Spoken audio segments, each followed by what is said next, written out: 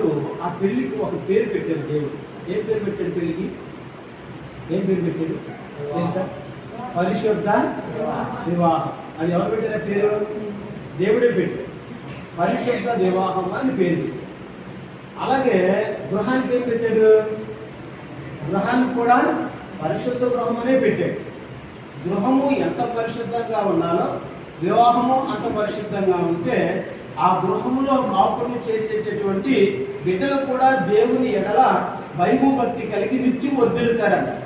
అలాగే ఈ గృహాలలో అడుగు పెట్టేటువంటి ఈ బిడ్డలు వారి విశ్వాసాన్ని బలముగాను పరిపూర్తిగా నింపబడాలి అనేటటువంటి ఆలోచనతోటి వారు ముందుకు అడిగేస్తారు.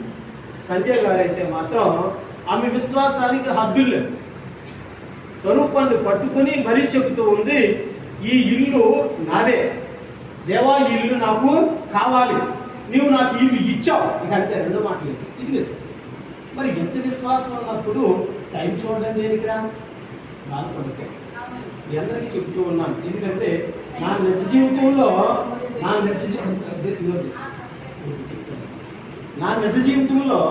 నాకు అస్వస్థత, అనారోగ్యం వచ్చింది. అనారోగ్యం వచ్చినప్పుడు చాలా మంది అంటారు ఇల్లు ఖాళీ చేసి వెళ్ళిపోవాలని చెప్తారు. ఎందుకంటే ఈ రాత్రికాల సమయంలో నీవు ఇంట్లో ఉంటే కనుక నీవు, నీ భార్య, నీ బిడ్డలందరూ చనిపోతారు. నీకు పట్టినటువంటి గ్రహం మామూలు గ్రహం కాదు. కాబట్టి నువ్వేం చేయాలంటే ఇల్లు ఖాళీ చేసి వెళ్ళిపోవాలి. మా అన్నయ్య గారు అల్లుళ్ళు అన్నారు, అందరూ అన్నారు ఖాళీ చేసేయమన్నారు. రాత్రి 11 గంటలకు ఫోన్ చేశారు వెళ్ళిపోమని. నేను ఒకే మాట అన్నా, నేను ఇల్లు ఖాళీ చేసి వెళ్ళిపోయాను అనుకో, నేను చేసేటటువంటి సువార్తకి అర్థము లేదు.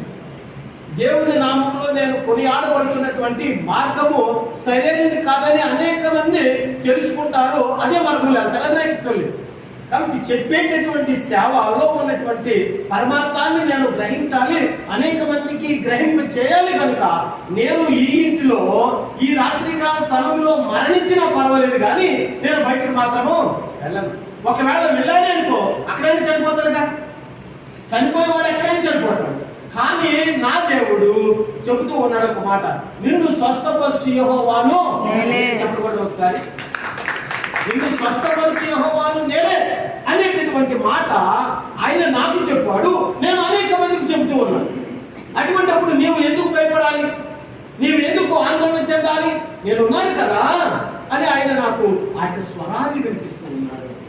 అందుచేత ఈ రోజు నా విగ్రహం ఎక్కడో దూరదేశంలో ఉన్నటువంటి అచ్చీ గారు వారి యొక్క ప్రోత్సాహము భార్యలో నింపబడింది. కాబట్టి భార్య యొక్క